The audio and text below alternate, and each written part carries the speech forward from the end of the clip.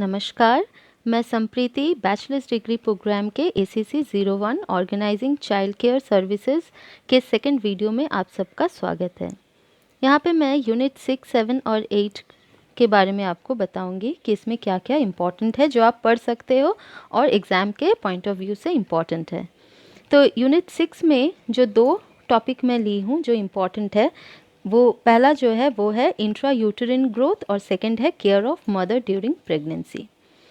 तो यहाँ पे शॉर्टली मैं आपको बता रही हूँ कि पहला जो है बेसिकली ये जो माँ बनने का जो प्रोसेस है इसके बारे में है कि जो किस तरह से ग्रोथ होता है पेट में बच्चे का, उसके बारे में। तो इसमें सबसे पहला जो है वो है पीरियड ऑफ ओवम। आप देख रहे हो ये पीरियड ऑफ ओवम।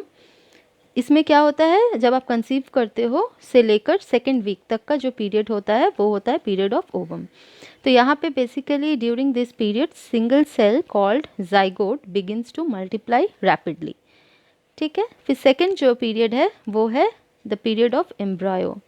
ये जो है थर्ड वीक, मतलब बेसिकली कंसेप्शन के बाद थर्ड वीक का जो पीरियड होता है, थर्ड वीक से लेके एट्थ वीक का वो होता है। यहाँ पे भी बेसिकली जो है सेल डिवीजन का ही काम होता है और different various types of cells जो है वो डिफ्रेंशिएट करता है, मतलब cells differentiate into various types.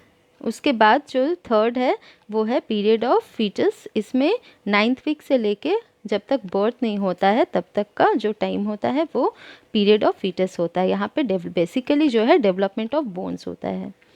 तो ये एक ओवरऑल एक व्यू है। आप इसके बाद आप अपने से भी इसे लिख सकते हो, जो आप अगर बायो पढ़े हो तो आप थोड़े बहुत जानते होगे ये सब के बारे में, तो इसे आप थोड़ा सा अपने से भी इसमें डाल सकते हो, लेकिन मेन ये चीज़ है। फिर सेकंड चीज़ जो है वो है care of mother during pregnancy. इसमें भी आपको 3 पॉइंट याद रखना है, nutrition, health care and emotional.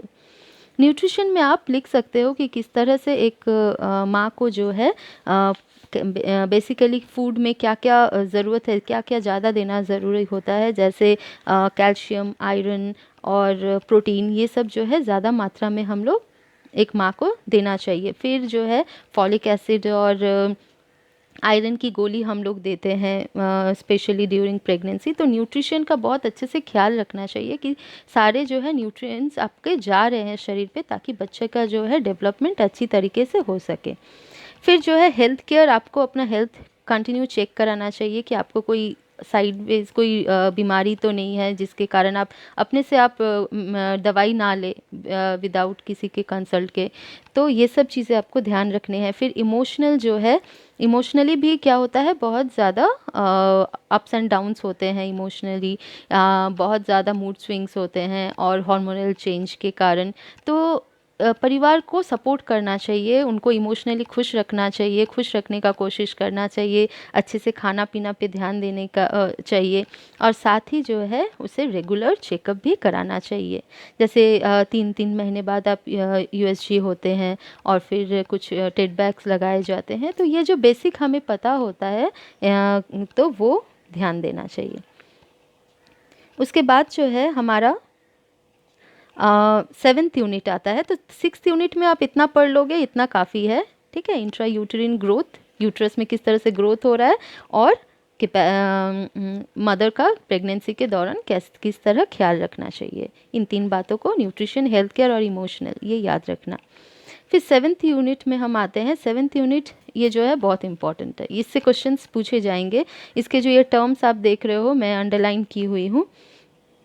तो ये जो है जैसे रूटिंग, मतलब बेसिकली एक न्यू बॉर्न, ये जो टॉपिक है capability of the new born बच्चे जो हैं वो क्या क्या कर सकते हैं।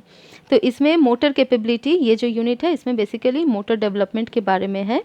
तो इसमें जो टर्म्स आ रहे हैं ये अक्सर पूछे जाते हैं कि व्हाट इज़ रूटिंग, हाँ, व्हाट इज़ बेबिन्स्की, मोरो, ये सब जो है शॉर्ट नोट्स के टाइप में भी आ सकते हैं या फिर ओवरऑल ये क्वेश्चंस भी आ सकता है।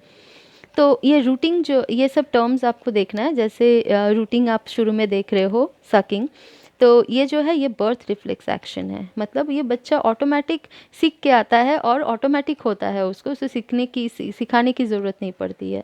तो रूटिंग मतलब होता है आपका कि जब आप किसी बच्चे के गाल को अगर टैप करते हो या जब जस्ट न्यू बॉर्न बेबी के, तो वो क्या करता है कि वो सोचता है कि माँ उसे दूध पिलाने आ रही है और वो उसे सक करने के लिए माँ को खोजता है दूध पीने के लिए। तो ये वो ऑटोमेटिक जो है वो रूट करता है और फिर सकिंग उसे खुद से पता होता है कि किस तरह से उसे दूध पीना है, तो ये भी वो ऑटोमेटिक सीख के आता है। और फिर स्वॉलो करना, किस तरह से उसे निगलना है, ये भी जो है ये सारे जो है बर्थ रिफ्लेक्स एक्शन है। फिर जो है आप देखोगे कि ग्रैस्पिंग, अगर आप बच्चे के जो पाम पे, हथेली पे अगर आप टैप करोगे या फिर छुओगे तो वो तुरंत उसे कर्ल कर पकड़ने का कोशिश करने लगता है, उसे पकड़ लेता है। फिर एक टर्म आप देख रहे हो बेबिंस्की, ये जो टर्म है इसमें क्या होता है कि आप देखना बच्चे का जब जो फुट होता है वहाँ पे अगर पैर के तलवे पे अगर आप उसे स्ट्रोक टैप करते हो तो वो अचानक से अपने टोज़ को स्ट्रेच करेगा और फिर कर्ल कर लेता है। तो ये जो है ये सारा जो है वो बर्थ रिफ्लेक्स एक्शन है, ये सारी चीज़ें वो ऑटोमेटिक हर बच्चे का होता है। फिर नेक्स्ट है मोरो रिफ्लेक्स एक्शन भी क्या होता है कि इसमें बेसिकली जैसे ही बच्चा कोई तेज़ आवाज़ सुनता है तो वो क्या करता है कि अचानक से अपने हाथ पैर को फैला लेता है, अपने हाथ पैर को स्ट्रेच करके ऊपर की ओर आ जाता है। और फिर जो है टॉनिक नेक, इसमें क्या करता है कि यहाँ पे लिखा हुआ है कि if the infant's head is turn to one side, the arm and leg of that side extend and the other side bend. ये भी आप अगर आपके घर में बच्चे होंगे तो आप ये सारे जो चीज़ें हैं ये नोटिस किए होंगे। तो ये टर्म्स, ये जो पॉइंट है ये बहुत इंपॉर्टेंट है, इसमें से कुछ क्वेश्चंस आपको ज़रूर मिलेंगे। ठीक है, तो आप अगर इसके बारे में और भी थोड़ा सा जानना चाहते हो तो आप थोड़ा सा गूगल कर सकते हो, जस्ट इसे टाइप करके, और थोड़ा सा उसके बारे में और भी जान सकते हो। ओके, उसके बाद यूनिट 8 में क्या करना है, उसमें है कॉग्निटिव डेवलपमेंट। तो ये भी एक इम्पॉर्टेंट है कॉग्निटिव डेवलपमेंट। इसमें डेवलपमेंट बेसिकली कॉग्निटिव, जैसे मेरे पहले वीडियो में आपने देखा था कि development of thought and knowledge को कहा जाता है। तो इसमें जो इम्पॉर्टेंट है, इसमें ये जो है इनका नाम आपको अच्छे से याद रखना है। ये नाम है आपका ये नाम है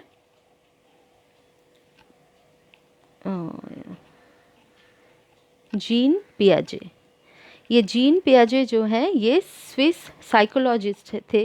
और आप एसीसी इस जो चैप्टर है इसमें अगर आपको अच्छे से अगर कुछ पढ़ना है तो इस साइकोलॉजिस्ट का गूगल में टाइप करो आप इनके बारे में। मतलब ये पूरी तरह से बच्चों के जो कॉग्निटिव डेवलपमेंट है इन्हीं के बारे में बहुत सारी चीज़ों पे इन्होंने बुक्स लिखी हैं या फिर बहुत सारे थ्योरीज दिए हैं। तो ये he is a very famous, मतलब बहुत अच्छा, बहुत नाम है इनका। तो जीन पियाजे जो है इनका जो है जीन पियाजे stated that the development of thinking proceeds through 4 stages. तो आप अगर इसे भी गूगल करोगे तो आपको ये हर जगह पे मिल जाएगा। तो ये पहला जो स्टेज है इसे कहा जाता है, पहला स्टेज को sensory motor stage. Sensory motor stage ये जो है 0 से 2 साल तक के बच्चों के लिए जो डेवलपमेंट होता है उसे सेंसरी मोटर स्टेज कहा गया है। तो यहाँ पे बच्चे जो है बेसिकली अपने सेंस ऑर्गन के थ्रू ही वो पूरे वर्ल्ड को देखते हैं या पहचानने की कोशिश करते हैं। फिर सेकेंड एज जो होता है वो होता है प्री ऑपरेशनल स्टेज। यहाँ पे बच्चे छोटी छोटी भाषाएं, लैंग्वेज मतलब माँ बाबा या फिर इस सेंटेंस धीरे धीरे जो है वो 7 साल तक लगभग हर चीज़ें बोलने का मतलब लैंग्वेज को जो है वो अच्छी तरह से सीखना शुरू कर जाते हैं। फिर सोचना भी शुरू कर लेते हैं। ठीक है, उनका थिंकिंग प्रोसेस भी स्टार्ट हो जाता है, 2 साल से शुरू हो जाता है। और फिर लेकिन इस एज में बेसिकली जो है आपको एक बच्चे में लिविंग और नॉन लिविंग थिंग में क्या डिफरेंस है, वो जो है एक गुड़िया को भी सोचते हैं कि ये भी एक लिविंग ऑब्जेक्ट है, तो वो सेंस उस समय तक डेवलप नहीं हो पाता है। फिर थर्ड स्टेज जो है वो है 7 से 11 साल तक, जिसे कहा जाता है कॉन्क्रीट ऑपरेशनल स्टेज। तो कॉन्क्रीट ऑपरेशनल स्टेज में बेसिकली एक बच्चा 7 से 11 साल का जो उम्र है उसमें होता है। यहाँ पे लॉजिकली सोचना शुरू कर देता है। बेसिकली वो नंबर सिस्टम आप उनको स्टार्ट हो जाता है पढ़ना, क्योंकि वो जब 7 साल मतलब लगभग क्लास 2 से लेके आप पकड़ सकते हो कि 6 तक पहुँच गया है बच्चा, तो मोटा मोटी उसे हर चीज़ के बारे में वो लॉजिकली सोचना शुरू कर देता है, और उसे नॉलेज होता है कि मास क्या है, लिक्विड क्या है, सॉलिड क्या है, इन सारे चीज़ों का जो है वो शुरू हो जाता है सोचना। और फोर्थ स्टेज जो है वो होता है फॉर्मल ऑपरेशनल स्टेज, जो 12 साल के बाद मतलब ऊपर 12 साल के ऊपर से जितने आप पकड़ लो वो शुरू हो जाता है। तो इसमें बेसिकली एक बच्चा जो है वो हर तरीके से डेवलप्ड हो जाता है। वो अपने से डिफरेंट सिचुएशंस में किस तरह से उसे हैंडल करना है वो खुद से वो सोच सकता है कि मतलब विपरीत परिस्थिति में मैं किस तरह से वहाँ से बाहर निकलूँ, या फिर काफ़ी उनमें डेवलपमेंट ब्रेन का हो जाता है। तो इसे फॉर्मल ऑपरेशनल स्टेज कहा जाता है। तो मेरा ये जो वीडियो है ये यहीं तक मैं समाप्त करती हूँ, और मेरे अगले वीडियो, क्योंकि मुझे पता है आपके एग्ज़ाम्स आ रहे हैं, तो मैं नेक्स्ट बहुत ही जल्द जो है मैं मेरा नेक्स्ट यूनिट्स के वीडियो मैं भेज दूँगी आप लोगों को। Thank you so much.